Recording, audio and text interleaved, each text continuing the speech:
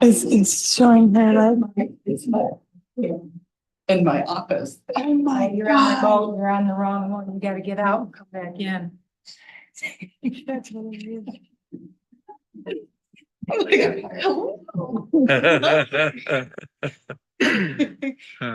Um,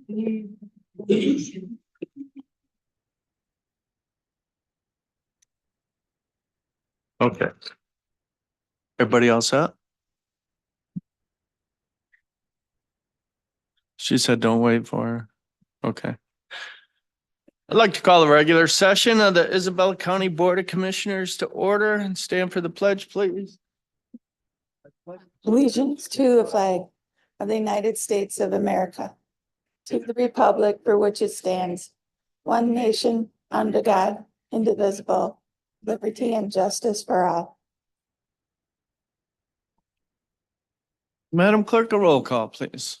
Commissioner Hutchinson, Commissioner Embry, Commissioner Jazinski, Commissioner Engler, Commissioner Marino, Commissioner Swaney, Commissioner Hope. All present, Mr. Chairman, except for Commissioner Embry and Commissioner Marino. Up next would be approval of the agenda. We'll start out with a public hearing on the proposed 2024 to 28 Isabella County Recreation Master Plan. And then we will have general public comments. We have no presentations or special reports, no appointments to boards or commissions. We'll approve and place on file the consent agenda. This brings us down to committee reports, Finance and Administration Committee. Finance Administration Committee is all set, Mr. Chairman. Criminal Justice and County Affairs Committee. The Criminal Justice and County Affairs Committee is all set, Mr. Chairman. At this time, the committee would like to remove item 2 from the agenda. So noted. Human Resources and Public Works Committee. Human Resources and Public Works Committee is all set. We would also like to remove item number 3, resolution 20-02 addressing Wademan Mill Pond Lake. Thank you. Also noted. We have no intergovernmental affairs, no administrator controller issues, no unfinished business, no new business. We'll have a second opportunity for general public comment and then commissioner announcements and adjournment. So with that, is there a motion to approve the agenda with the items, the 2 items removed? Chair, I've moved to approve the agenda as amended. Support. Supported. All those in favor say aye. Aye. All right, we have an agenda. And that brings us down to the open public hearing. At this time, I would entertain a motion to enter into the public hearing on the proposed Isabella County Recreation Master Plan. Chairman, I move that we have an open public hearing on the proposed 2024, 2028 Isabella County Recreation Master Plan. Support. Been moved and supported to open the public hearing on the proposed Isabella County Recreation Master Plan. Madam Clerk, a roll call, please. Commissioner Jazinski. Yeah. Commissioner Engler. Yeah. Commissioner Hutchinson. Yeah. Commissioner Embry. Commissioner Hope. Commissioner Swaney. Yeah. 5 ayes, 0 nays. Motion passed, Mr. Chairman. Clerk. Would anyone like to speak?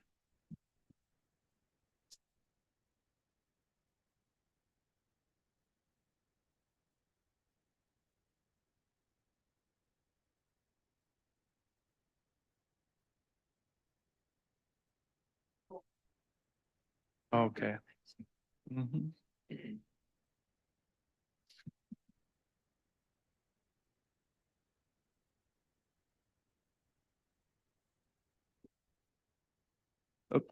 Chair, I move that we close public hearing on proposed 2024-2028 Isabella County Recreation Master Plan. Support.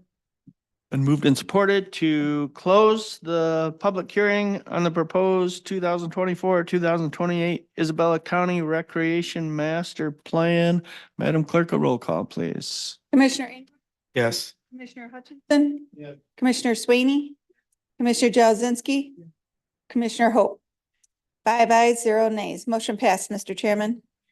Clerk, and that brings us down to general public comment. Is there anyone for general public comment?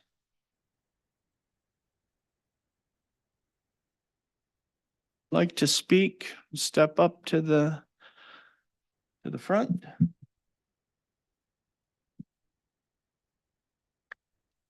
We have any hands raised online, do we?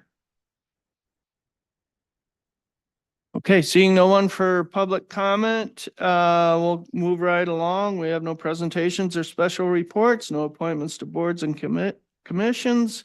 Brings us down to the consent agenda. Commissioner Hutchinson, would you present that for us? Motion reads, move to approve and place on file the December 19th, 2023 workshop meeting minutes, the December 19th, 2023 regular meeting minutes, the January 2nd, 2024 organizational meeting minutes, the January 9th, 2024 Finance and Administration Committee meeting minutes, and January 9th, 2024 Criminal Justice County Affairs meeting minutes, and the January 9th, 2024 Human Resource and Public Works Committee. Support. Been moved and supported to approve and place on file the consent agenda. Any further discussion? Seeing none, all those in favor say aye. Aye. Very good. Brings us down to committee reports, Finance and Administration Committee. Thank you, Mr. Chairman. Our first item is the December 15th, 2023 invoice list, the December 22nd, 2023 invoice list, the December 29th, 2023 invoice list, the January 5th, 2024 invoice list, and the January 11th, 2024 adjustment list. So we have a few lists of bills to be paid by the county. We have a lot of people in the audience, so I just kind of give the little procedure. We get the bills submitted to the departments or elected officials who review them, submit them to administration for review. They go to various committees, for the Finance Administration Committee for review and questions. And finally, they come to our work session, which started at 5 o'clock this afternoon. And hopefully by that time, we've had many eyes looking at them and have all our questions answered. Then we bring it to tonight's meeting where we give a formal approval, and then the county goes ahead and pays the bills. So we had 4 lists of bills. We took a look at those. Most of the bills that we have are very familiar to us. They're contracts, they're obligations that we know we have, and they periodically come before us. And so what we kind of focus on is there anything unusual in there that we need to have discussion? And there was nothing that came up. We went list by list. The invoice lists themselves has a kind of a front sheet that if there's any bill that's over 5,000, it comes right to the front so we can take a look at it. But there's also many, many sheets of smaller bills that don't get listed on the front page, but we have a chance to look at those when they come to our email at our homes. So there was nothing on any of those 4 invoice lists. Finally, we get to an adjustment list. And the adjustments coincide with the invoice list, but they're ones that make changes to the list after the fact. And usually we don't find out about those, so just like a day before the meeting, we'll get that. Typically, these adjustments are due to if we pay a bill early, we get a discount. If we pay a bill, we try to pay a bill so we don't have a late fee, because our vendors may have a different accounts receivable than our accounts payable, and it doesn't always mesh, so we don't want to have to pay more than we have to. And sometimes there's an oddball where there's sales tax that has to be removed, or we find a invoice that's in error that gets removed and another one gets put in its place, or we wait till the next one comes in. But we went through all these at all those different levels, and we had a significant amount of time on our work sessions where we looked at this again and had any questions come forward, and there really was nothing. So in the interest of time, instead of rehashing all this again, that'll be the report on those bills. Was there support for the? I'm sorry. I thought he had just read off the dates and not made the Oh, wait a motion minute. yet. I do need to read that, don't I? Excuse me. You're on a roll. Thank I you. didn't want to stop you. I knew you'd keep me honest.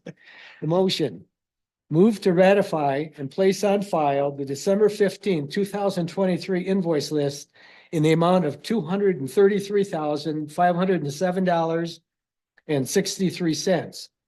The December 22nd, 2023 invoice list in the amount of $166,232.80. The December 29th, 2023 invoice list in the amount of $130,899.99. The January 5th, 2024 invoice list in the amount of $440,541.15 in the adjustment list dated January 11th, 2024. Support. Been moved and supported to ratify and place on file the December 15th, 2023 invoice list, the December 22nd, 2023 invoice list, the December 29th, 2023 invoice list, the January 5th, 2024 invoice list, and the January 11th, 2024 adjustment list. Is there any further discussion or questions on those? Hearing none, Madam Clerk, a roll call, please. Commissioner Swaney, Commissioner Hutchinson, Commissioner Jazinski, Commissioner Engler, Commissioner Hope. 5 ayes, 0 nays. Motion passed, Mr. Chairman.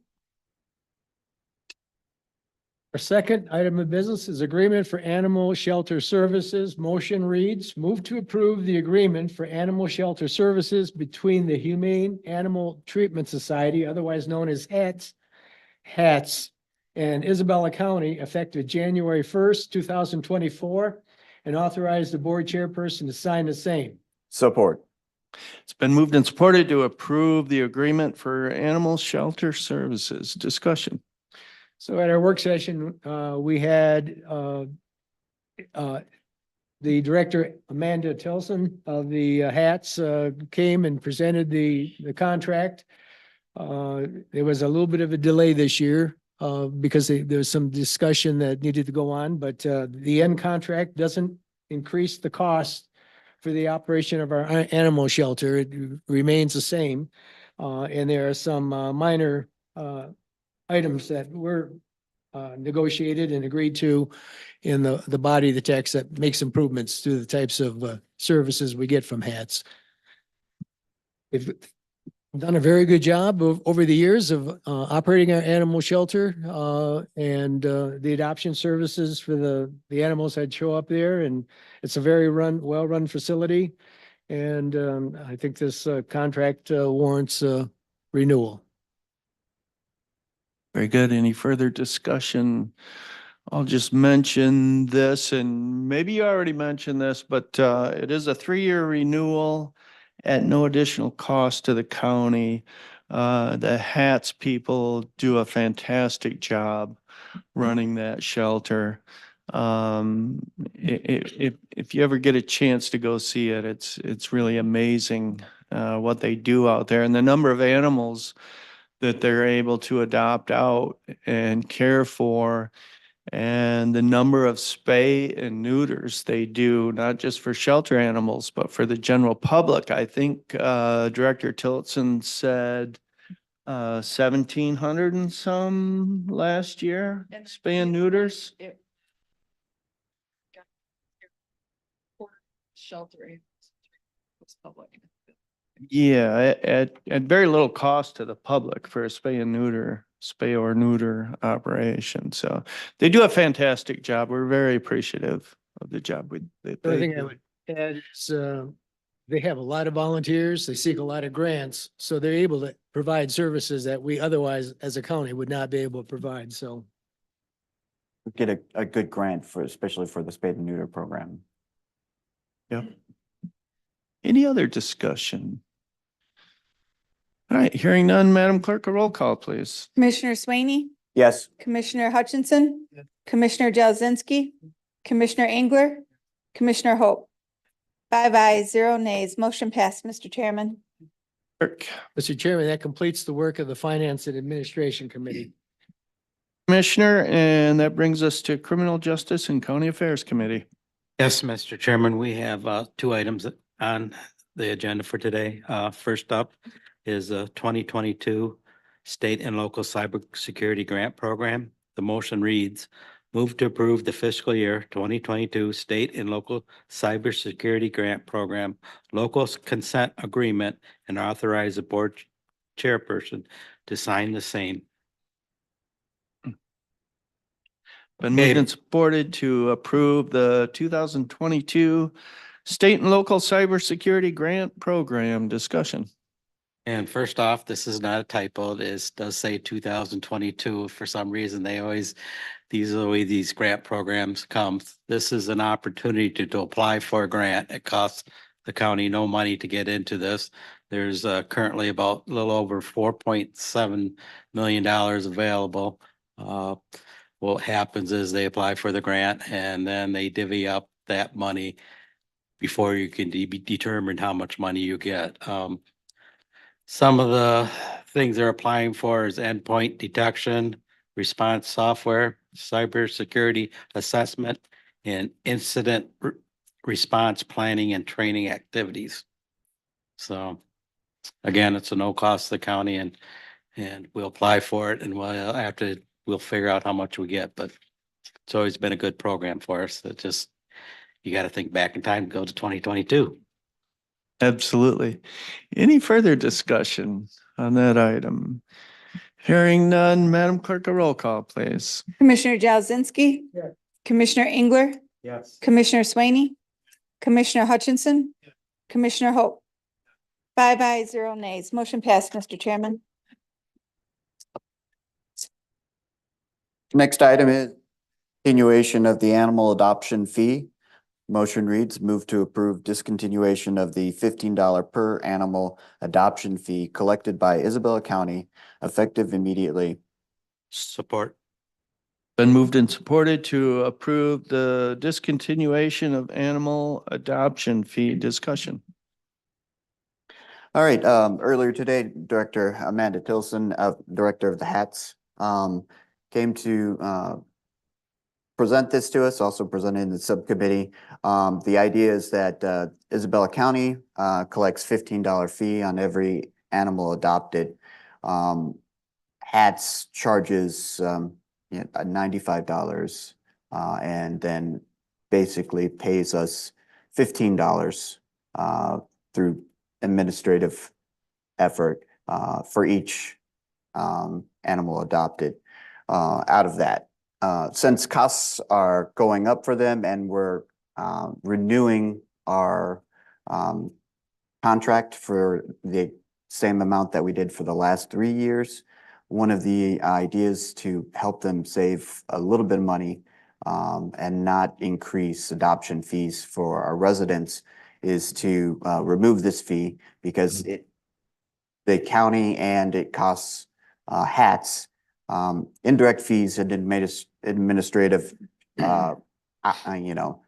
effort and hours transferring these fees on a monthly basis back to us.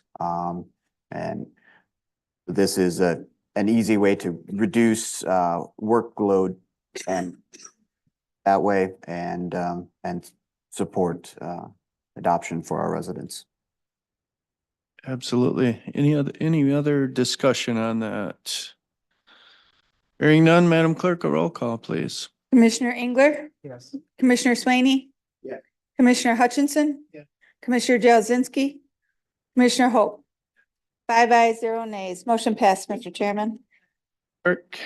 Chairman, that completes the work of the Criminal Justice and County Affairs Committee. Gentlemen, and that brings us to the Human Resources and Public Works Committee. Yes, our first item, purchased a Bobcat S62 skid steer. Motion reads, move to approve and purchase the Bobcat S62 skid steer for a total cost of $10,931 and to be covered by the 2% grant from the fall of 2023 from Ellen Equipment Incorporated and authorize the board chair to sign. Support. Ordered to approve the purchase of Bobcat S62 skid steer. Discussion. Yes, this is an item that was reported on by Jake Borton, our facility director. It's a machine that is used, so importantly out there, used all the time. And by what we're doing here is taking the skid steer after a year, trading it in, so we get a viable amount of money back in a trade-in. The original amount of the machine is $50,931. By trading it in, we get $40,000 back, leaving with us a balance of $10,931. And again, this allows us, the biggest thing is to keep everything in that first year under a warranty basis. And so we don't accumulate any large costs.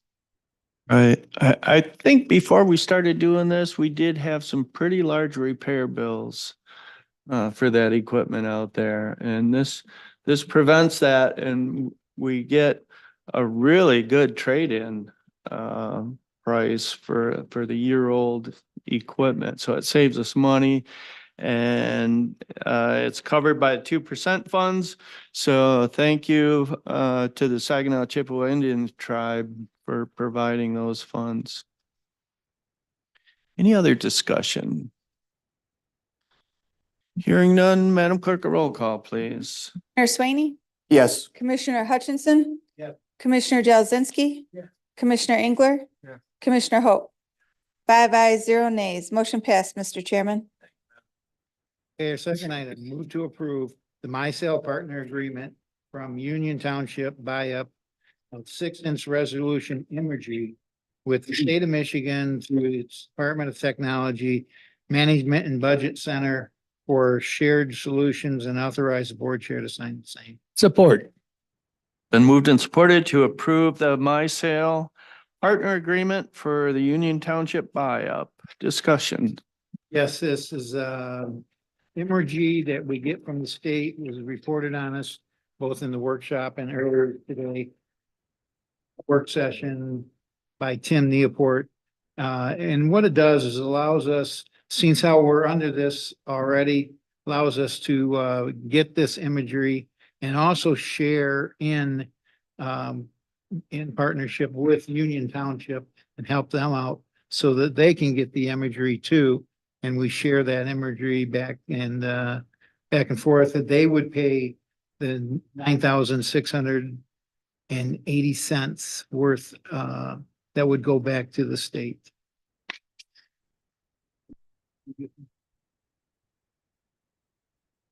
Very good. Sort of a pass-through for the county. Any further? Yes, sir. Say it will go on to made available to the public on the county's website in the community development, the shared imagery that you can access at the on community development. Not all counties pass it on without cost, so it's a good benefit for the residents of the county that need that information. This isn't just a imagery, I mean, down to 6-inch, you can focus in on, small items. So it's amazing what they do with that. And my understanding they is going to do it this coming spring, fly it before the leaves come out on the trees of the county. Any further discussion? Hearing none, Madam Clerk, a roll call, please. Commissioner Swaney, Yes. Commissioner Hutchinson. Yeah. Commissioner Jazinski. Yeah. Commissioner Engler. Yeah. Commissioner Hope. 5 ayes, 0 nays. Motion passed, Mr. Chairman. Okay, the next item Three was removed, so we're down to four. DBA name change with Elvon Incorporated. Motion reads, move to approve the DBA name change from the account with Elvon Incorporated from Isabel County to Isabel County and Parks, and authorize the board chair to sign the same. Support.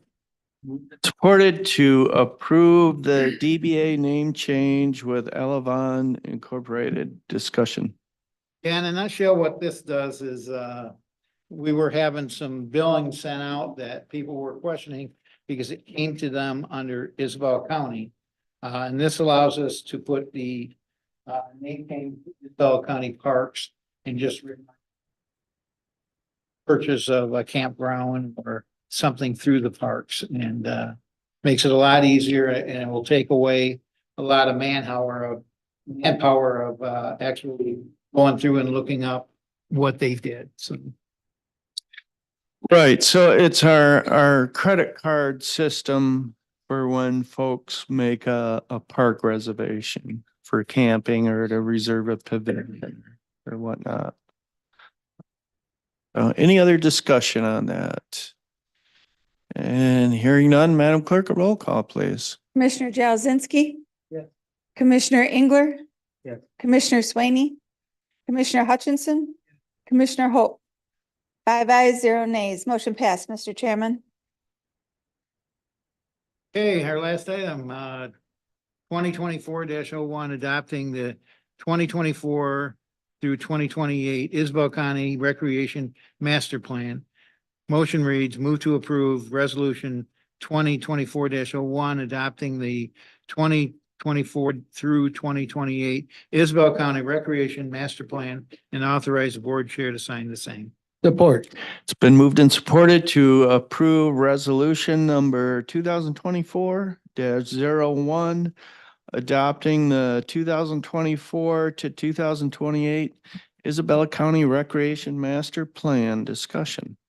Yes, this is just something that we need by the county to set up and allow us to take full advantage of all the grants in place. This is a 5-year plan that allows us to look at our goals for the next 5 years. It went through the our lawyer, the PM Blau, and this allows us to concentrate on the campgrounds, the trails, and apply for any type of grant that's out there. Yes, sir. Yeah, the county park system has a long history of preparing these plans. They take hundreds of hours to do.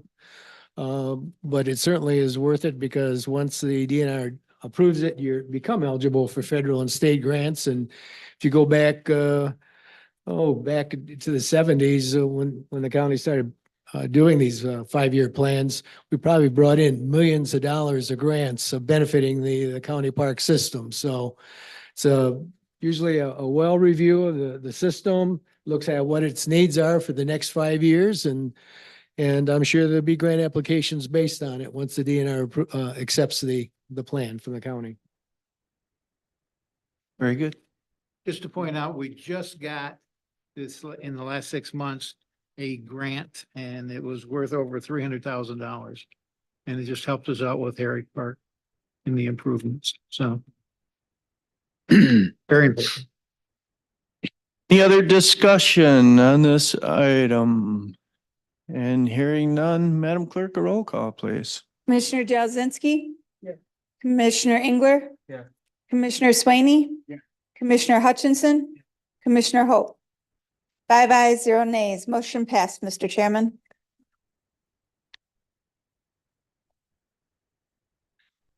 Thank you, Commissioner. We have no intergovernmental affairs, no administrator controller issues, no unfinished business, no new business. Brings us down to general public comment. Is there anyone for general public comment?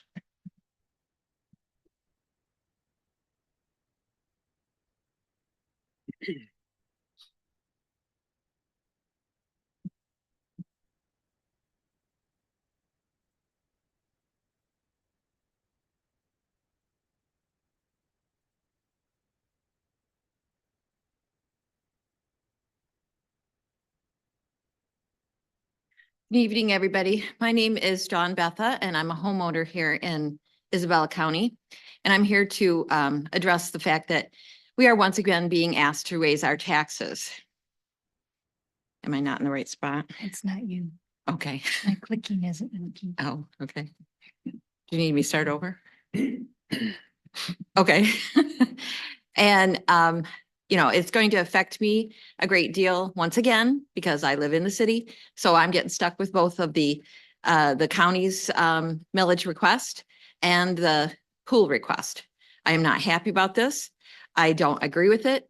And I think that it would behoove all of you to try to cut taxes, try to cut the budget, try to cut things so that we don't, we have to live within our means. We all do at home. And I think the county needs to too, especially with what we're dealing with right now with the inflation and everything else going on. And I know that this is not a question and answer time. I'm just putting it out there. I'd like to know what kind of cuts you guys ever do. Okay, that's it. Thank you.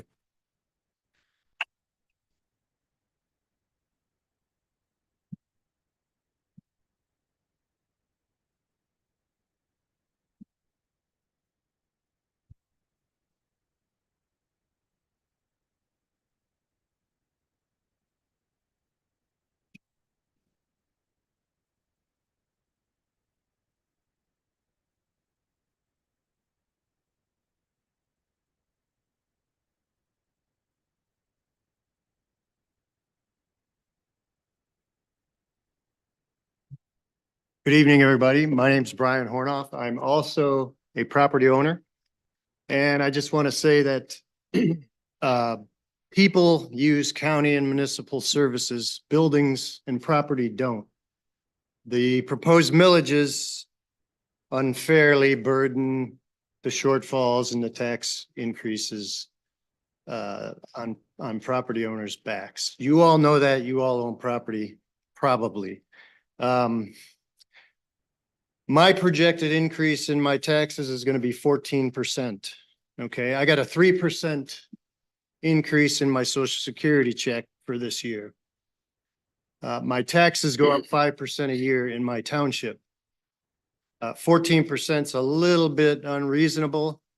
And I think the burden should be spread out over all the people that use the services, not just property owners. An old argument, I understand. I think I said that next year, my taxes will take 5 of my social security payments. And you're putting this tax on a lot of people that are living in poverty in a lot of these outlying townships. Social Security is essentially a fixed income that loses to inflation every year. And the property tax is going up. Maybe a mill is reasonable. And then some cuts and some sharing with other taxes in the community where people are using these services more than we are in the outlying areas. 2022, approximately 183,000 Michigan homes were seized by the state of Michigan by tax lien. This is from axmytax.org. Note that these are not mortgage liens, these are tax liens. Many of these people have been faithful paying their mortgage to their banks. They're not deadbeats. They're people that can't afford to pay their increasing property taxes. Again, I want to say that people use the county and the municipal services, not buildings and property.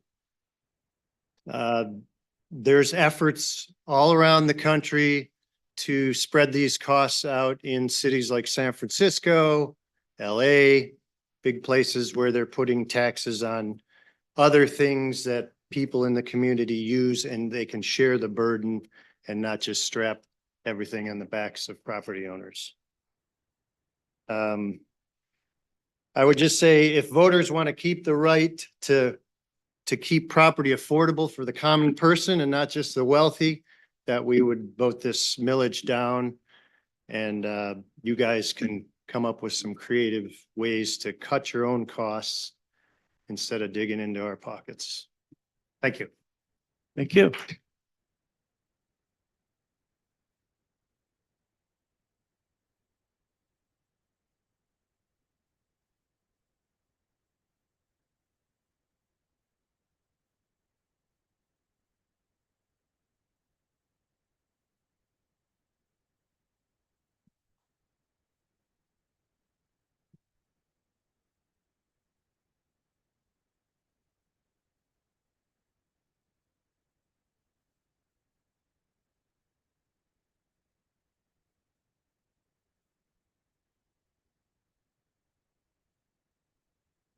Good evening. Kevin Salisbury, Nottawa Township. I would have a question on why the tax increase is so large. I'm seeing the signs out there that say 38%. Regardless of how high they are, why is there such a increase? And is it because these projects went over budget, such as the jail? That's not our fault. That is the responsibility of the people we voted for and that we trust would investigate their projects and live within their means. My mother always said, if you don't have the money, you don't spend it. You go without. I'm retired, just retired, and my retirement plan doesn't allow for huge tax increases. You people voted for this jail. You should have put your resources into preventing crime, reducing crime, supporting law enforcement, backing law enforcement, increasing law enforcement, giving them the resources. I feel the crime rate in this county is way too high. And like Brian said, maybe you should look at other ways to reduce the taxes and look at other revenues such as liquidating resources, real estate,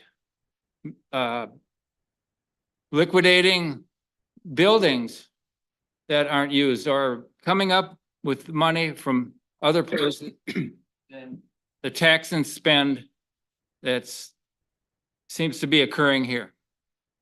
Thank you. Thank you.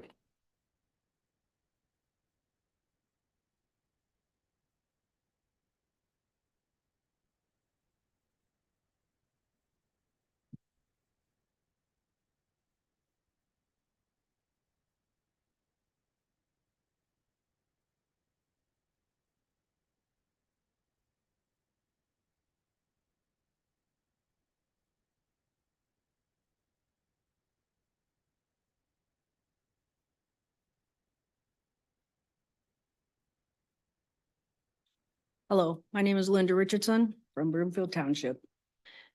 My question is, we're being told that this shortfall and need for this tax is because of mishandling, missed opportunities of money. None of which is the taxpayer's fault. Not sure whose fault it is, if it's your supervision that's supposed to be watching over mishandling or whatever. We're also told it was taken out of the treasurer's hand and put in another person's hands, some ladies. Why was it taken out of the treasurer's hands? Who do we go to get an audit? Why isn't this being watched? Why is this mishandling, missed opportunities being done? And we're told it's being because of retirement funds. I don't retirement fund. Sorry. Maybe they don't need a retirement fund. There's your cuts. How many millions can you get there? This jail, we're also told the time limit for the jail elapsed, but you continued on with the new jail, and now we're already in red. You didn't take that back to the voters.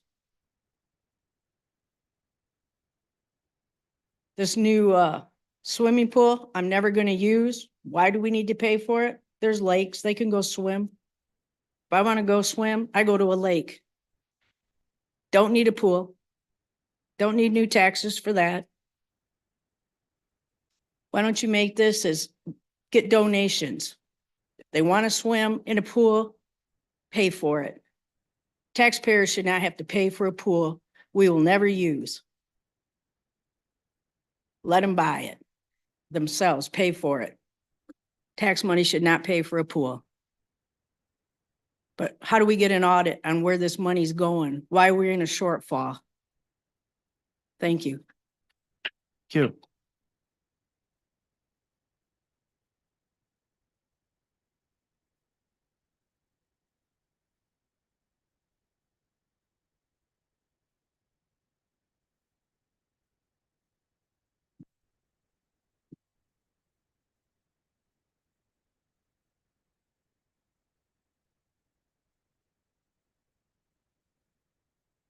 Hi, I'm Kelly Fountain. I just wanted to say a couple things about, the new millages.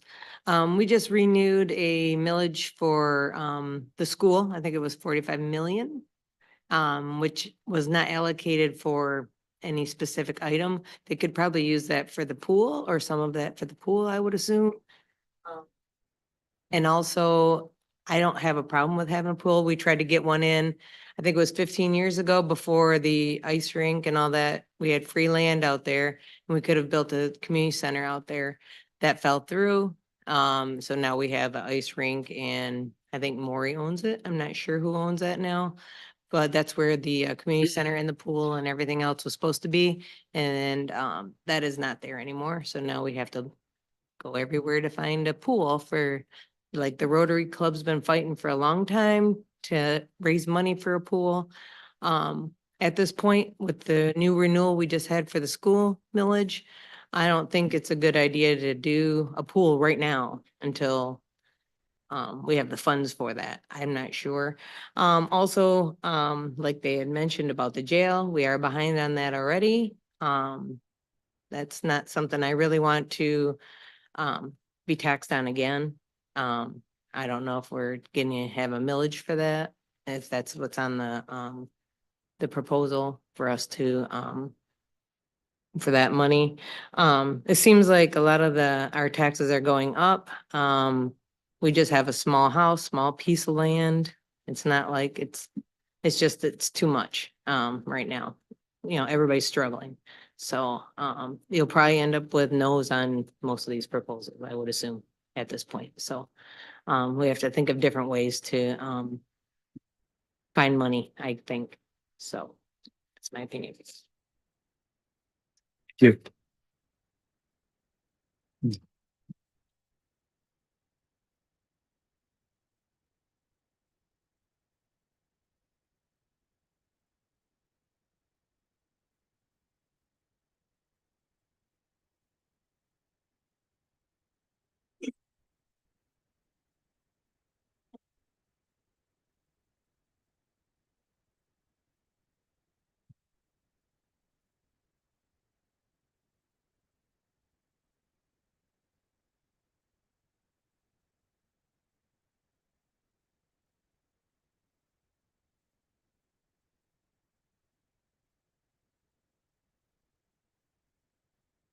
Good evening. My name's Gene Haymaker. Be honest, when I talk to you tonight, it's hard for me because I do appreciate what you do. I know managing these kind of funds and the amount of funds that you have is a big responsibility, and not too many people step up to do what you do. I think about the services with our sheriff's department and different things. So I don't want anything to be taken tonight from a standpoint of just strictly criticism or hard. It's just coming from a guy who's a dad, whose son just bought 30 acres and put a new home. And the challenge that these property taxes are going to put on my son. I want that opportunity for my kids, and I want that to be able to keep going on, and the ability for our young people in this community not to be forced into rental properties and things because our taxes are so high. And, you know, I worked a job for a long time, didn't make a lot of money. You know, it was a service oriented job as a pastor in the area for 25 years. And just to try to serve.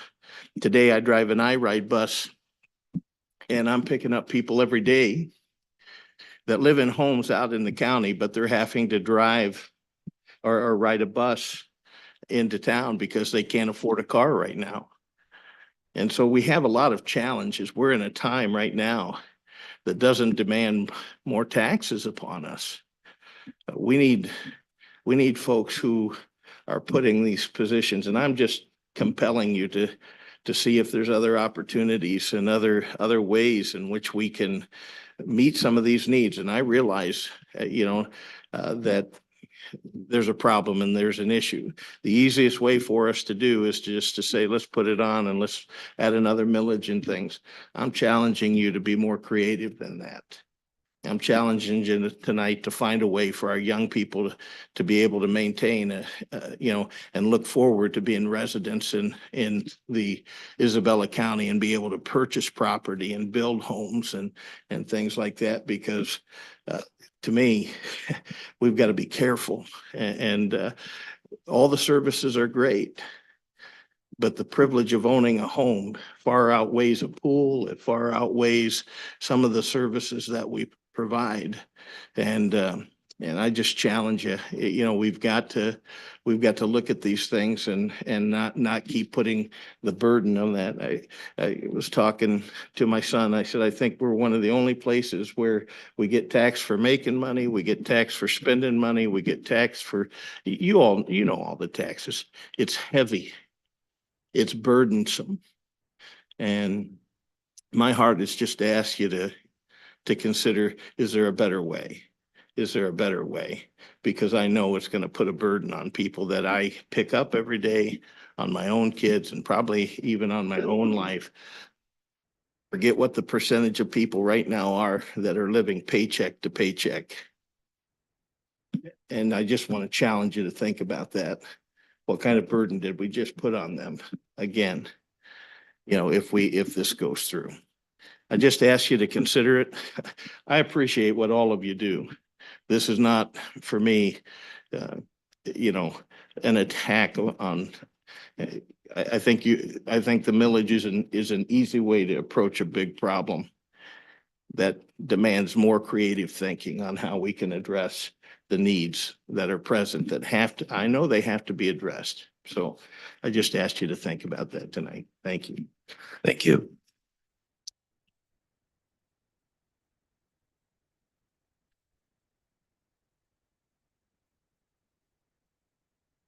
Anyone else for general public comment? Hmm?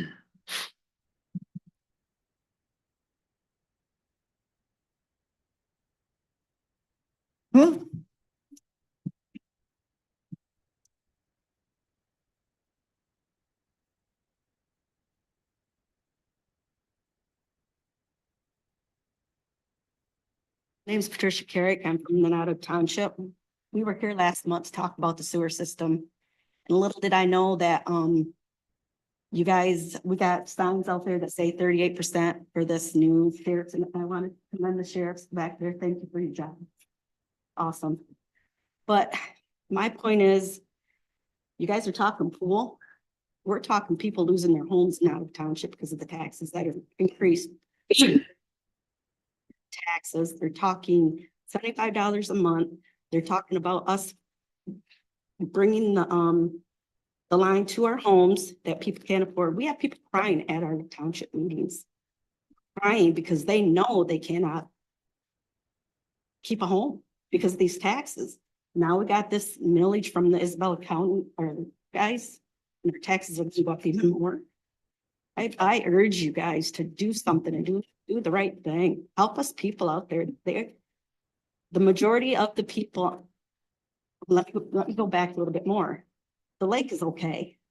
Coldwater Lake is okay. I've asked the township, how come the windmills can't help pay for our taxes, the sewer system?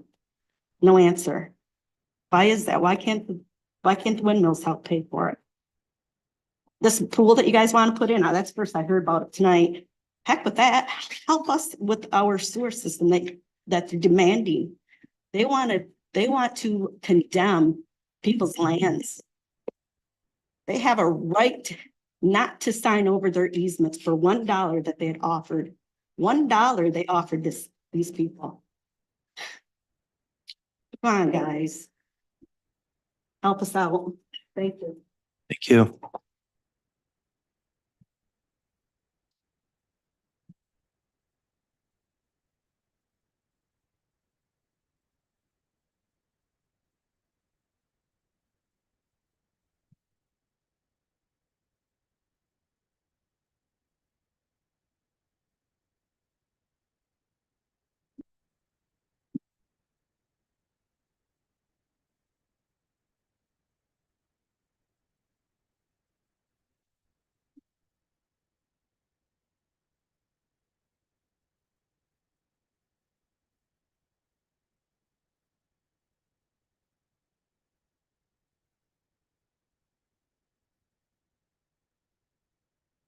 I'm, my name is Tom Ulrich. I live in Roland Township. And I'd just like to share with you that out there, a lot of people are living in poverty because they don't make enough money. Even people that neighbors of mine, and they're struggling. This is going to put it over the top. Some people are referring to it as a land grab. And who's going to buy the land when it's sold on the porch steps of the courthouse? Now, I appreciate what y'all do. I really do. I see faces here that I can't say and commend enough. But I think this is a huge hike on taxes. I think about my township referred to it as a free handout, this 1.2 million dollars. Well, isn't that my tax money? I think it is. I think that's my, and has this been handed down from the state? Is every county doing it, or is it just our county? I know I live on Fremont Road, and my pavement, my roads, I've lived there for 50 years. I come down up here from Howell area, and the roads have went backwards instead of forward. They ground up my pavement, and now I've got, I have a long ways to travel to get to a paved road. I'm not happy with what's going on. I live in the middle of an Amish community, and I don't know that they've been considered at all with this. Their assessed values are because they've only been here a short time, most of them, and there's well over 100 families that have properties, and they're struggling. They're struggling to keep their land and pay their taxes. I talked to a gentleman, a neighbor, and he pays $8,000 now, and we did the math on that. I know with a 10-year program, it would cost me 10 grand approximately. I think this is and I think you all know, because you go to the grocery store, it's pretty hard. Things are costing so much money. Other questions, there's this idea that the Amish don't pay property tax, but they do pay property tax. There's a few things that they don't have to pay. Some of them don't file income tax, and some of them don't have social security numbers, but believe me, somebody be knocking on their door and they'll be taking their property. They do, and you all know that. But I had somebody say something to me earlier today. I went on, and I would like information on where the money is distributed. I don't know if I should where I would get that, but I tried to bring it up on the internet, and I just couldn't do that. But not that it's my business. I think you guys do a good job. I'm not, but I think about the road commission. I think about what's happening with the roads out there. And who's monitoring it? I think sometimes there's independent contractors used. I think sometimes we ordered 4 inches of gravel, and we got 2, if that.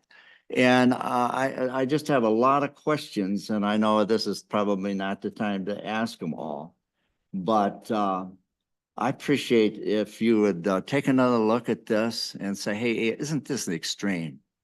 I know there's going to be some people losing their farms. I know that I own a farm. I know the people are struggling, and this is going to put them over the top. Thank you so much. Thank you.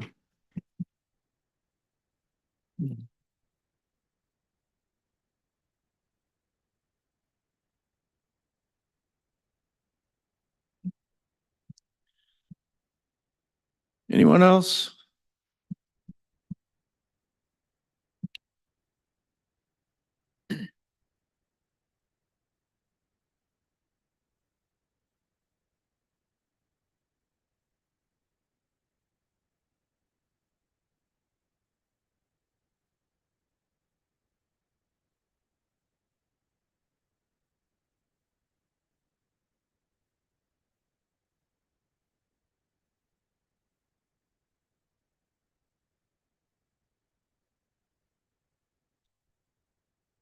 I'm here to, Steve Morgenstern, I'm here to address a couple different issues I have. Mostly it's Nottawa Township. But most importantly, it's this tax increase that you guys want to pass here. For all these things that we have no accountability for. I'm accountable for my own actions at my own home. I have to maintain my house, my roof, my well, my lawn. We need accountability at the county level. And when these police officers are driving by our homes and wonder why people are pissed off and angry, it's because we're getting taxed for people not being financially liable for their own well-being.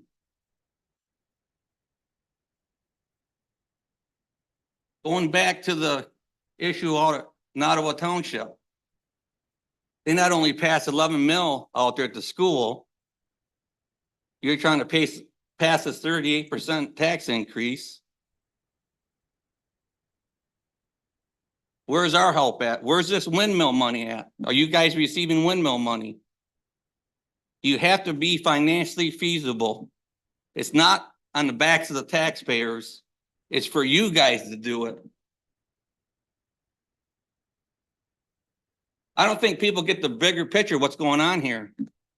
When I have to read posts on Facebook about how patrol officers or correction officers are going to lose their jobs. Is that more important than somebody losing their home? Is that more important than people losing their home back there? Because not one more thing is more important than the other, correct? County zoning, county health department, and county building department has failed the people of Nottawa Township over the decades. Why is there 150 homes without registered drain fields and septic tanks? Is that my fault? That my neighbor, or the following neighbor, or the neighbor down the road doesn't have on record a registered drain field or septic tank? 150 right here, here's the letter. What is the county health department doing? What is the zoning doing? And what is the building doing? We've had places that have these small lots that shouldn't have been built on. The most important thing in anybody's home is a well and a septic field and a septic tank. It's not how big you can build on the lot, because of 60 by 70. The most important thing is the septic tank and the septic field. And the counties overlook this, especially the health department. Isabel County Health Department has overlooked this problem for a very long time. We need to correct this. We need to take everybody into account of what we're being taxed, what we could possibly be taxed. 40-year assessment, $10,000 to $20,000 to pay for a system that we do not need. We don't need this out at Coar Lake. The lakefront owners might need it, so then they should pay for it. We need support from you guys to ask these important questions to our township elected officials. They work for us. They were sure happy to get that windmill money. Where's all that windmill money going? Personally, I don't need it and I don't want it. I got 30 feet of sand, perfectly operating septic field and septic tank. So I ask everybody in here, this isn't about not having police. It's about why is one thing more important than the other? And that's what I ask the police agencies. And I ask you folks.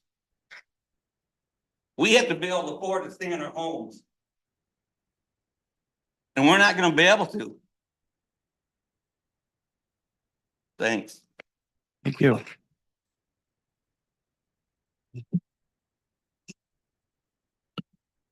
Anyone else for general public comment?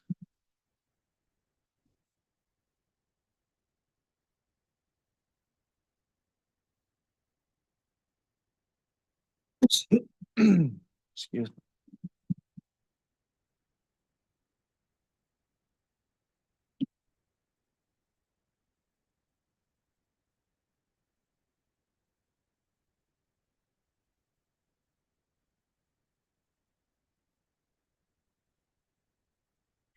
Hi, my name is Lisa Diaz-Seitzma, and I live in Union Township.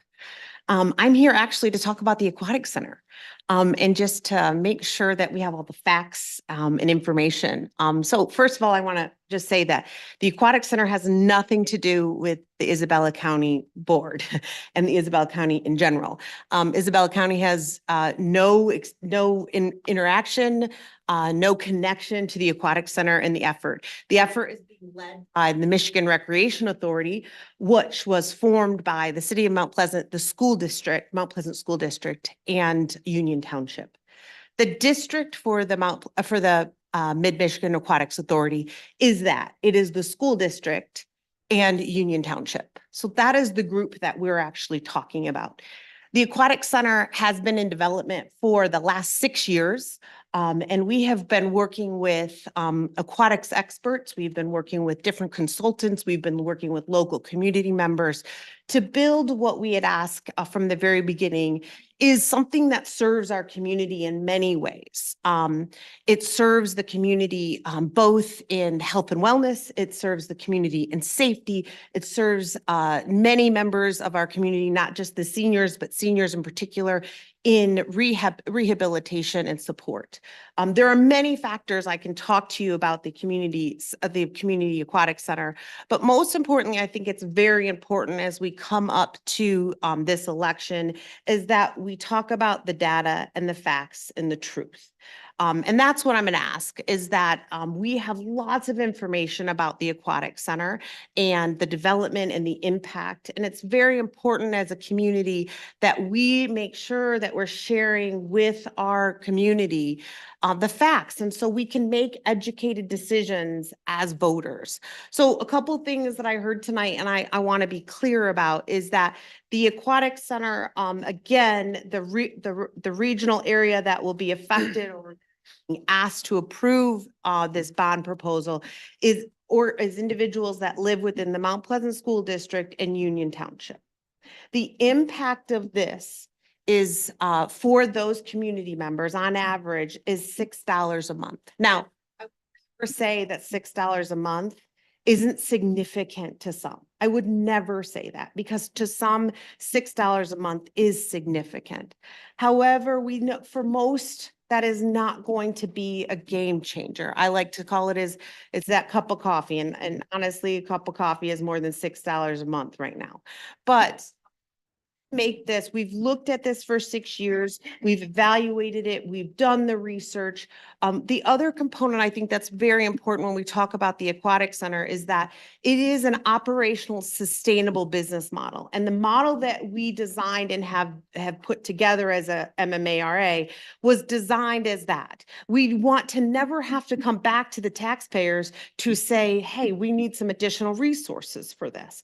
We actually said originally as we got into this that we wanted to make sure we built a facility that was driven by the needs of the community, and there's an extensive needs analysis on this initiative, and was economically sustainable. It had a business model that backed it.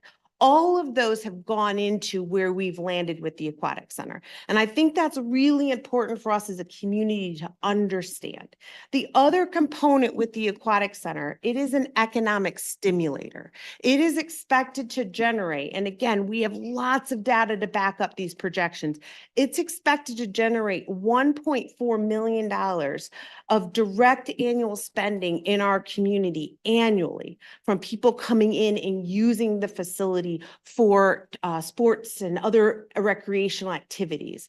It's also expected in the first 5 years to generate $4 to $4.5 million of job creation in our community. So it's about something that is going to contribute back to the community. Now, I heard someone say earlier, well, I'm never going to use the facility. And so, understand right now, if we look through that lens of, I started this project when I had a son who was who was a swimmer in town, and Rose Pool closed and Pacers ended. I started to get involved with, well, he's long gone, and I still believe in this because I don't know what's coming next, right? I don't know what our physical health is going to be. I know that there are a tremendous amount of children in our community that have not had the opportunity to learn to swim. In our community, we have very limited opportunities to access water in the aquatics. The other last thing I want to say about the Aquatic Center and the MMARA, it is transparent. Every year, we will have an independent financial audit. That information will be available to the public on the website. It is financially sound. The model is built in the design of the facility alone, designed on an operational, sustainable business model. The MMAR board is made up of appointments that have everything from a recreation director who has been running the the previous pools at CMU, Stan Shingles. It's made up of Allison, who is a project manager for the Hilton Hotels and does major projects. John Zhang, who's our chair, who ran with the city of Mount Pleasant, the Public Works, myself, Mark Stansberry, who's a physical therapist in town and business owner in town. We have a board of individuals that are committed and set up to ensure that this becomes a positive thing and a lasting thing for our community. And so I just wanted to set the record straight. This has nothing to do with Isabella County. It is a strictly independent thing. It has been done by and for the community. There has been no elected officials that have been involved in the creation or design of this. This has been a community grassroots effort from the very beginning and will continue to be. So I just want to encourage us when we talk about this, we understand the facts and understand what this is all about. So thank you.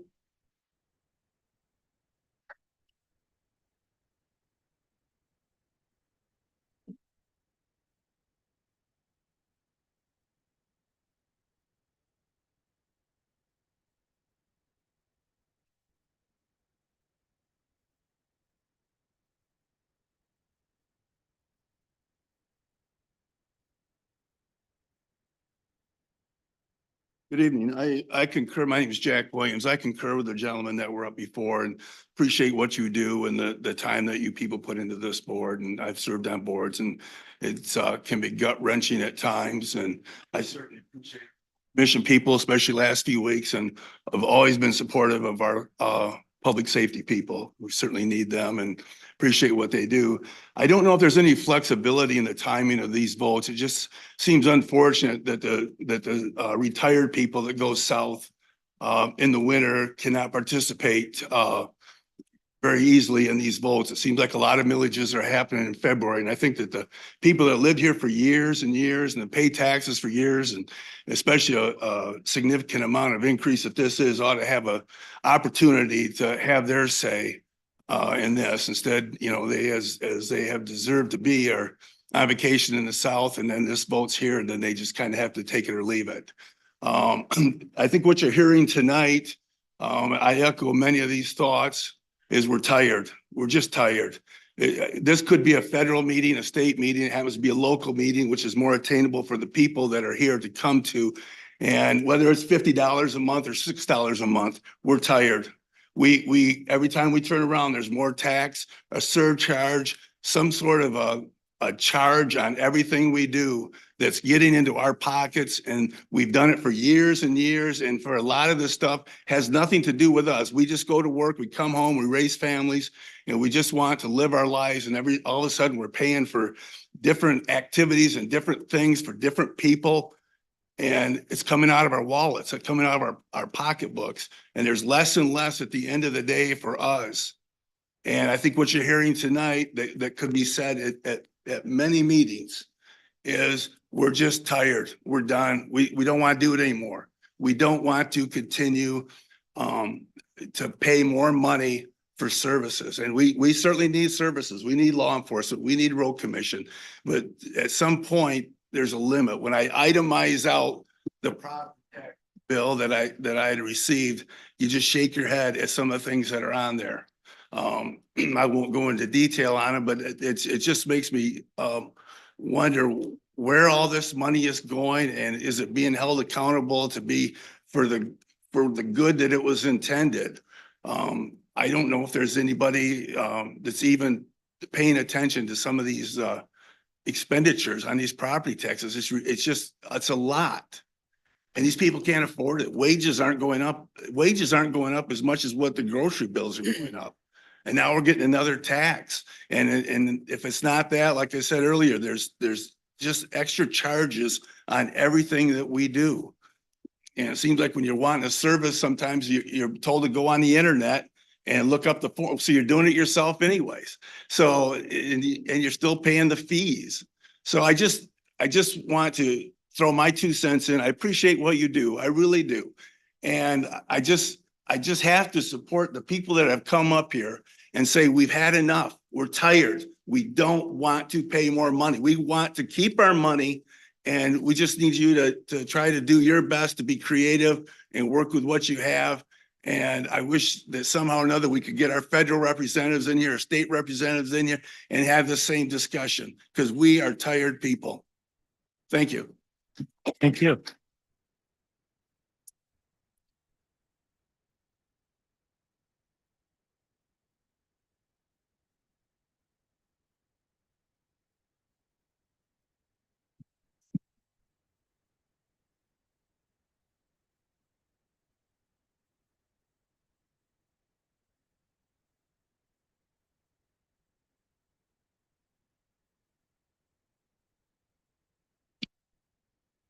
Hi there. My name is Allison Chiodini. I am on the Mid-Michigan Aquatic Recreational Authority Board with Lisa, who spoke earlier.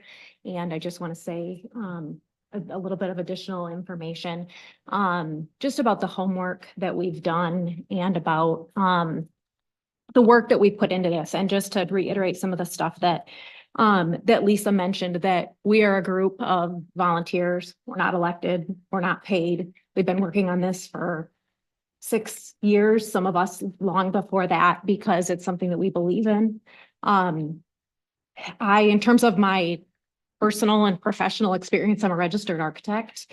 I've been a project manager for large scale projects for 16 years. So as far as my experience contributing to this effort, I have been able to look at it through a lens of how are we developing our construction costs? Are they accurate?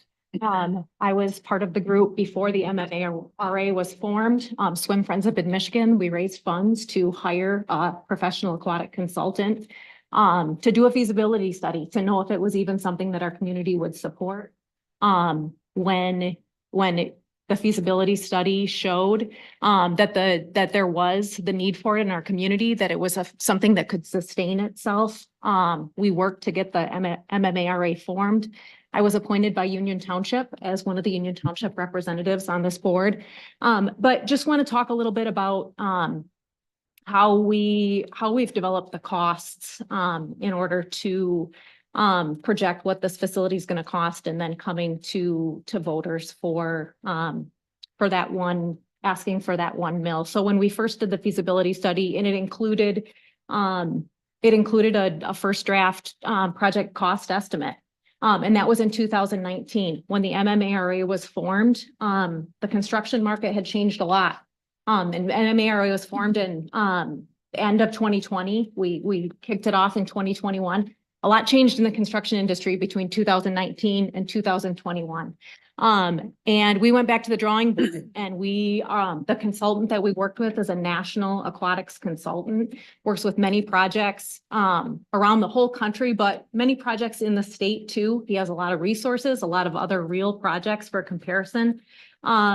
We updated our cost models continuously through 2021 into 2022.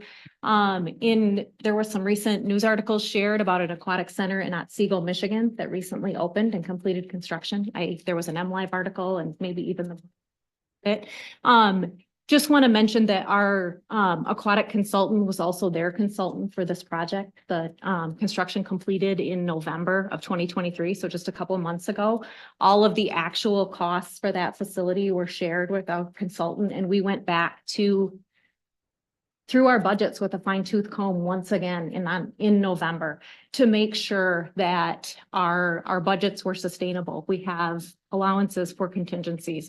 We're factoring in for inflation and escalation, and we're trying to reduce as much as possible any risk associated with this project and to, as Lisa mentioned, not have to come back down the road to ask for any additional funding. So I just wanted to give a little bit of background to show the homework that we've done and let you know a little bit more about that project. So thank you. Thank you.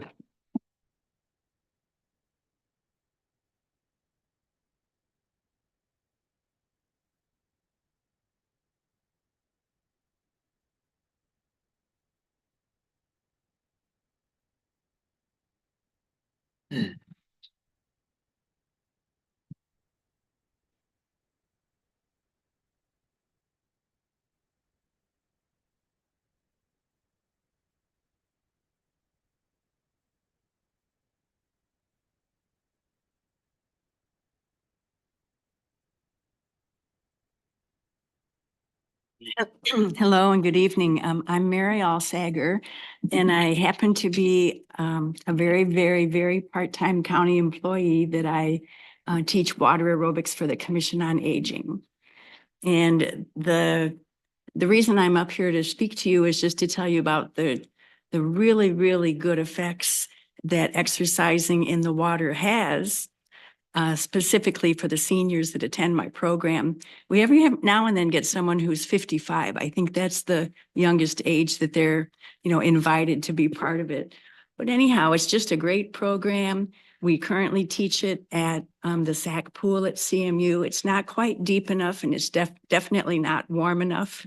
I do support the Recreation Authority and will be supporting that 1 mil ask because one of the pools of that 2-pool complex will be especially good for the seniors that I teach. Thank you.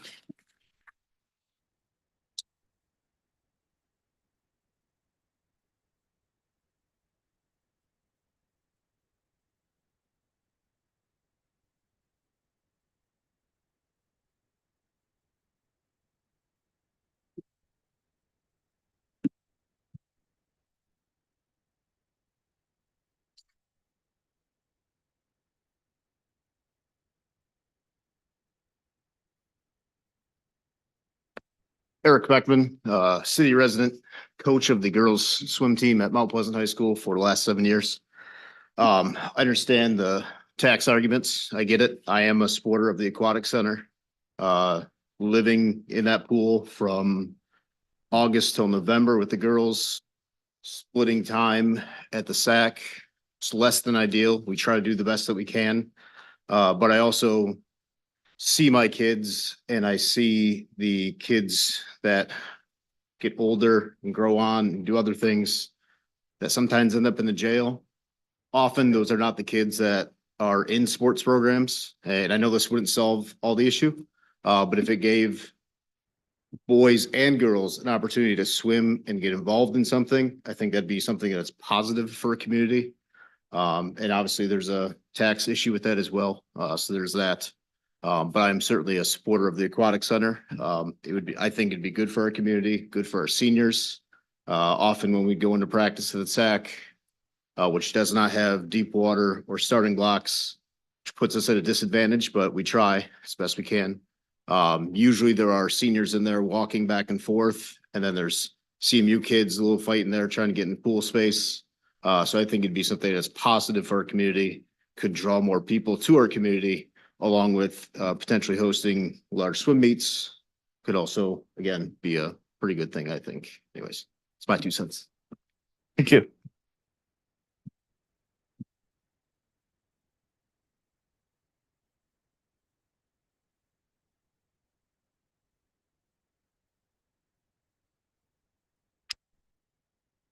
I'll move this to the right side.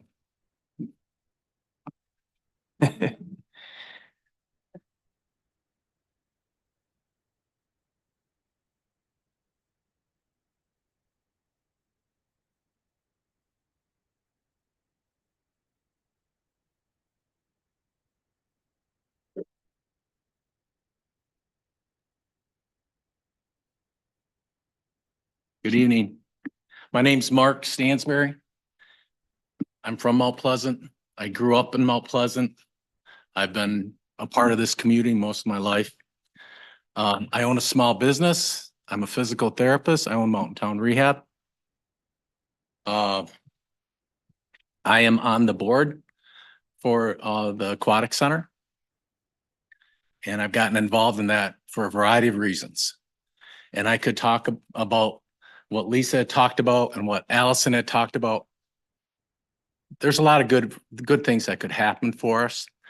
I wanted to just make sure that this is different than the county proposal, right? This is its own proposal. I wanted to talk a little bit about the economic impact.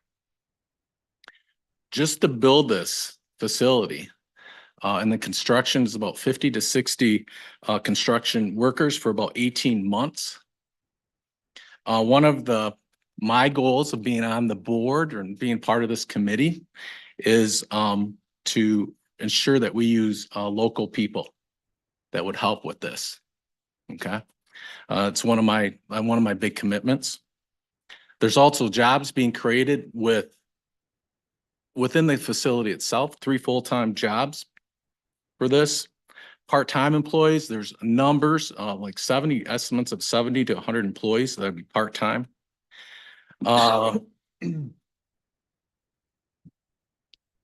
The sports tourism, if we hosted 20 events, by the second year, they'll yield $1.3 million of annual direct spending in our community, which would be like hotel use, gas stations, restaurants. There's an economic impact back on this, though this isn't a big cash grab. There's something getting back to this community. I pay a lot in taxes. I get it. It hurts. On average, the $150,000 assessed value house in that school district would be about $6 a month. And I'm not going to put $6 a month. I think that's a number, right? It's probably going to be more for some people, and it's a number. But I want to think about a little bit more about the future of this and what it means to our community. And I go back about 2 or 3 years ago, and there's a letter in the paper from Jim Engler. And so it was a pretty nice little letter to the editor. I don't know if anybody remembers that or they read it, but there's a nice article, and it was pretty much asking what's going on positive in our town, what's happening to our community. And it really struck home with me.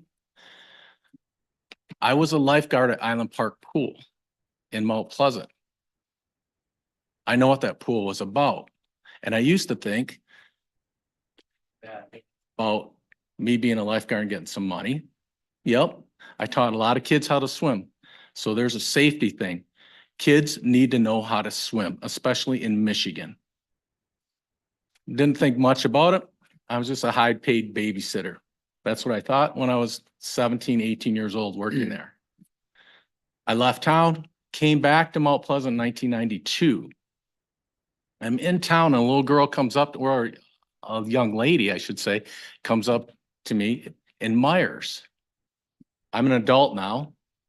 You know, I'm in my 30s. And this lady comes up to me with 2 kids and says, "Hey, are you Mark from the pool?" And I said, "Yeah, I'm Mark." And she goes, "That was my only safe place." She was one of the kids that would come down every day, ride her bike. She'd get brought down. Her parents would go on the other side of the park and drink whatever they did. I don't know what happened. That's when I thought I'm a babysitter. But now I realize I was providing a bigger service to this community. So that got me on this board. I'm thinking there's a lot of kids in our community, and you could think about joining the swim team, but just some exposure to health. Putting down, it's hard to take a cell phone in the water with you. Taking your cell phone out, putting it down, learning how to swim, a life skill, being safe. We don't want any kids drowning. This is a huge opportunity for our community to have something that will draw some business and actually draw maybe some new faces to our community. We are in need of this. The feasibility study says we're in need of it. The sustainability study says it's going to work. I put a lot of effort. I put my name out here. I don't do that very often, but I will. It's time for this to happen, and I don't know of another time that it will happen in the near future if we can't get this to pass on our proposal. And I get taxes. I don't want them, but it's a part of what we have to live for. But we need a bigger picture of what this is going to bring to us and our community. Thank you.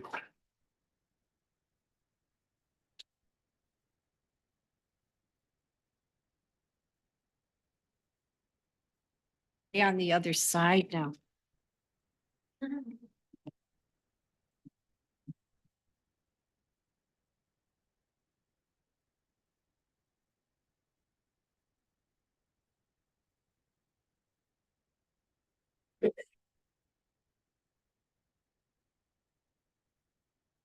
Hi, I'm Sherry Lubier. I'm a former pacer and high school swim parent. When we moved to Mount Pleasant in 1994, our girls were young and they got involved with pacers. Probably some of you are familiar with that swim club. We used to have 130, 150 kids every year that swam. They learn to swim. They might not become great swimmers, but they all learn to swim, which is vital in Michigan. Drowning is one of the major causes of death in young children. And that was huge. It gave my girls a sense of confidence. They wrote about what it was like to have challenges and to get medals and to win meets. And it really helped with their development as young people. It was a great way for fitness. Our younger daughter used to complain she wanted to quit pacers, and my husband would say, you find a way to get that much exercise 3 times a week and you can quit. Well, there was no way that she was going to compete with pacers, so she stuck with it. And I'm also a registered nurse. We have a huge obesity problem in this country, and this area is no exception. Anything that gets kids moving and being happy and positive and making friendships and being motivated to stay active, and the safety aspect of swimming, of learning how to swim is incredibly important. Pacers died a few years ago. It became increasingly difficult especially with the closing of Rose Pool. We only have the Sac Pool. We have no more pacers. I know of parents who actually are driving their children to Midland in order to participate in swim programs because it's that important to their children and their families. My girls were lifeguards. They learned how to lifeguard. They had jobs that helped fund their college careers and provided safety for the community. I was very involved in these big swim meets that they're talking about, swim invitationals. Hundreds of families would come to these meets from out of town, spend the night in hotels, restaurants, all of that. That was a big economic draw. We really need to think about what's going to be positive, what's going to build our community, what's going to draw people here. People move to this area and say, well, where can we go for recreation or for swimming? And the answer really is nowhere at this point in time.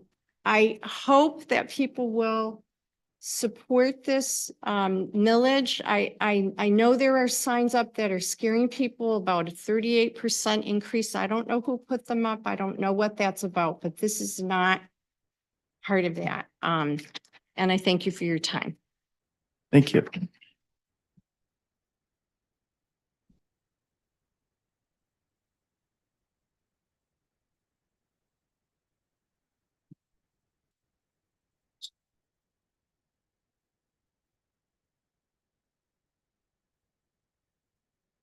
Hi, I'm Pat Schaefer. Hey, sounds like such a good deal, you know. Why don't you go get some investors? You know, if you can't lose on that, I think you ought to teach them survival. People are gonna be thrown out of their homes here. You guys want it. And part of this jail, Mr. May, this election fraud, we got turned down, we ain't looking into it. F your jail.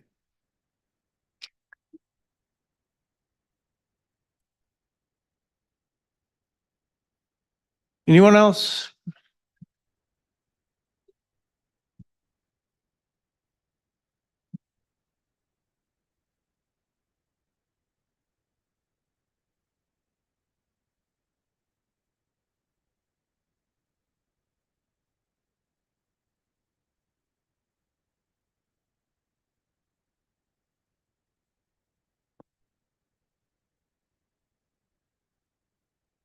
My name's John Zhang, resident of Mount Pleasant.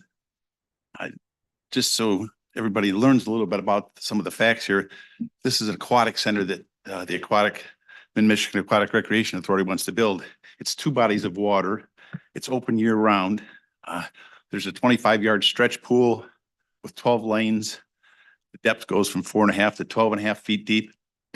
There's 2 diving boards, has movable bulkheads, so there can be activity on both sides of the bulkhead.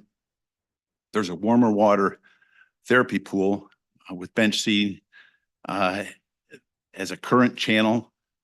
And both pools have entry ramps and stairs and lifts. It's a multi-purpose community use facility, and it'll have classroom and meeting spaces too. There's 10,715 square feet of deck for spectator seating, and equates to space for about 900 spectators or participants. This pool is a place that can be used year round and for recreation and socialization, and it's a fun place. People have been asking for a pool for many years, and this group, the Mid-Michigan Aquatic Recreation Authority, has been working for many years to get this to fruition. And so there's going to be a ballot issue about it. This is a reminder, this is not supported by taxes from the county. It's a separate issue. You see these 38% tax increases. This is misleading. These signs are misleading, not true. But I think to get more facts about this, because I could talk all day and we've been talking for a long time, but I think you can get more facts by going online to midmichiganaquatics.com. Let me repeat that, midmichiganaquatics.com. And thank you for all you do. Thank you.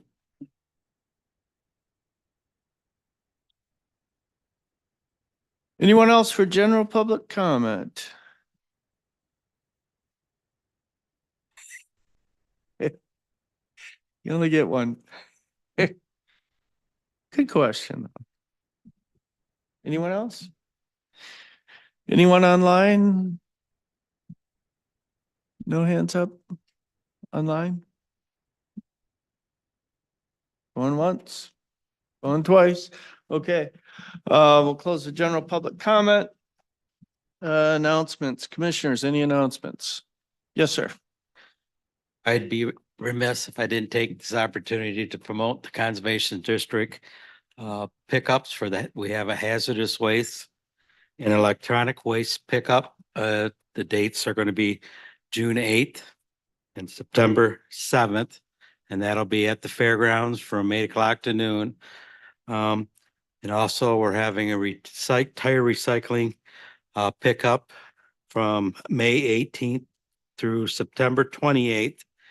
And that'll be at the fairgrounds also. And that's from 8 until the trucks are full. So sometimes we get surprising, the tires would get all picked up, but they seem to always fill up the truck. So I just wanted to get that in there while we got a big crowd. Thank you. Any other announcements? I have one, and my voice is getting a little scratchy, so excuse me, but I do want to talk about the millage increase a little bit. And I want to say, first of all, I want to say that the budgets and the audits are available online. Somebody asked about that. If you go to the webpage for Isabella County, there's a tab right there that says accountability and transparency, and that's where those documents are for anyone that wants to look up those. But I will say that we put a lot of thought and consideration into this. We started looking at much longer forecasts. Started using a model to forecast future revenues and expenses. Thanks in part to Commissioner Jalzinski, who pushed for that for quite a while. But we don't take this lightly. Like somebody said, this is gut wrenching. It certainly is gut wrenching. But we came to an agreement, we have 4 Republicans and 3 Democrats, and we came to the unanimous conclusion that we had to ask for a millage increase to keep providing services. We've been operating under the current 6.61 mil since 1978.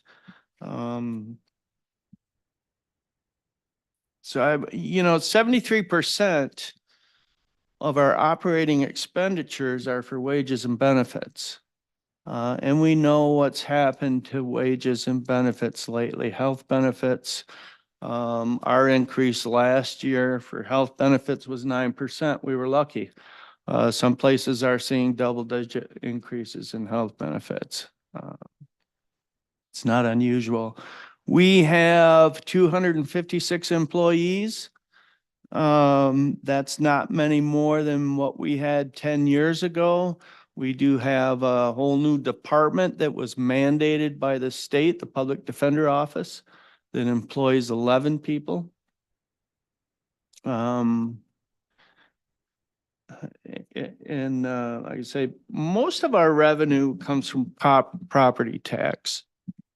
To change that would require changes at the state level. And most of the services that we provide are mandated by the state. So we're kind of, we're in a tough situation here. We're trying to recruit and retain employees to do some of these things that we have to do. Some of our departments have been chronically understaffed. The sheriff's department, the prosecuting attorney, the public defender, our admin office had a real tough time attracting people, and we need to be able to do that. The correctional facility, our existing facility was built in 1958. The structure itself is sound. All the mechanical systems are not, and they've been failing over time. We're putting money into that building. It's kind of throwing good money after bad, but it's, I forget how much we paid for emergency heat last winter. I think it was $1,000 a day or so because one of the heating units failed. And it doesn't meet Department of Corrections standards. To upgrade that building, we would probably have to comply with those standards, which would create, to redo that building. I don't know how you would do it. We house, I could be a little off on this, but I think it's about 130 or more people, 365 days a year. So you have to do something with all those folks. If you're going to remodel or refurbish where we're housing them, there's no way to do it with it occupied, and the building isn't worth that kind of a refurbishment. So we did opt to build a new facility, and that process started a long time ago. It started in I think about 2016 when we started talking about it and the need for it. Since then, COVID, we all know what happened with prices, but the construction industry has been especially hard hit by that. Construction prices have shot up, wages and materials. So it's made it very difficult to do, but we all felt that it was absolutely necessary to build that facility. We did get a rural development loan at 2.125%. We jumped on it, and I think the rate increased the day after we signed for that loan. So if we'd have waited any longer, it would have resulted in millions of dollars of extra cost on that total project. Also adding to the whole picture is the asbestos in our administration building. We were going to replace a couple of HVAC units on that building. And to do that, to do that kind of a major investment, you have to test for asbestos. So we did, and we found it. It's throughout the building. It's on all of the ceiling decking on all 3 floors. So to make that building safe for the public and for the employees, the only way to remove that is to soak it with water and then manually scrape it. So huge undertaking. It's got drop ceiling similar to this. So that all has to come out. The lights have to come out. The ductwork has to come out. And then you have to soak all that stuff. So of course, all the furniture has to come out and scrape it off. And then you have to put everything back together. So we don't know what the total cost on that is going to be yet, but that's a huge cost. So those things, the increase in wages and benefits, including our pension liability, and we don't offer a pension to employees anymore. We haven't for quite a few years. I don't know the exact year that we quit offering a pension. But the folks that had the pension, we're legally obligated to continue that. We don't have a choice in that. So that was the other, and I live in the city. We have a very good police force there, but we need police protection throughout the whole county. There's a lot of areas, there's a lot of heavily populated areas around the city that are not within the city limits. And the sheriff's department, it's the only agency that covers the entire county 24/7, 365 days a year. That's going to be impacted. And this is one of the big reasons why we decided we have to ask for an increase in the millage. Like I say, it was a gut-wrenching decision. The other things, the prosecutor's office. You have to be able to prosecute people. when they're out there committing crimes, especially violent crimes. The public defender's office is something that the state mandated that we have to do. The courts, the drug and alcohol programs that they do for adults and juveniles have been very, very successful. Very good at keeping people out of jail and getting them clean. But there's crime out there. And it's not going away, and it needs to be addressed. So the public safety concerns are paramount. But there's other, a lot of services that the county provides. If you need a marriage license, a deed, veteran services, the GIS system that we talked about earlier, MSU Extension, 4-H, the recycling center, the county has an emergency operations center that was so critical when we had the big floods in 2017. And that department is ready to coordinate emergency services and maintain staff and infrastructure to do that when needed. So a lot of things that the general fund supports, the administration, animal control, animal shelter, the Central Michigan District Health Department, community development, community mental health, the clerk's office, the drain commissioner, emergency management, equalization, all these things, MSU Extension, 4-H, prosecuting attorney, all these things, and most of them are mandated by the state. We have to do them.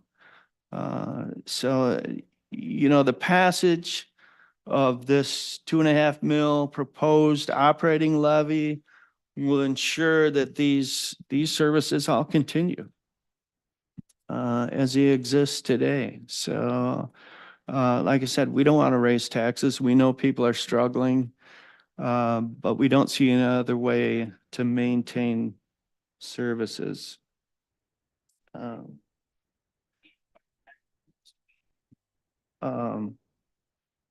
So to me, that somebody talked about the signs. We don't know who's putting those out there. The 38%, for me, as a part of my total taxes, it's more like about 5.75% increase when you look at the total. But that's all. And we're putting it out there for the voters. The voters will decide which way we want to go with this. And we'll have to live with that either way. So that's all I have. Any other announcements, commissioners? No, is there a motion to adjourn? And moved and supported. All those in favor say aye. Aye. Adjourned at 8:50.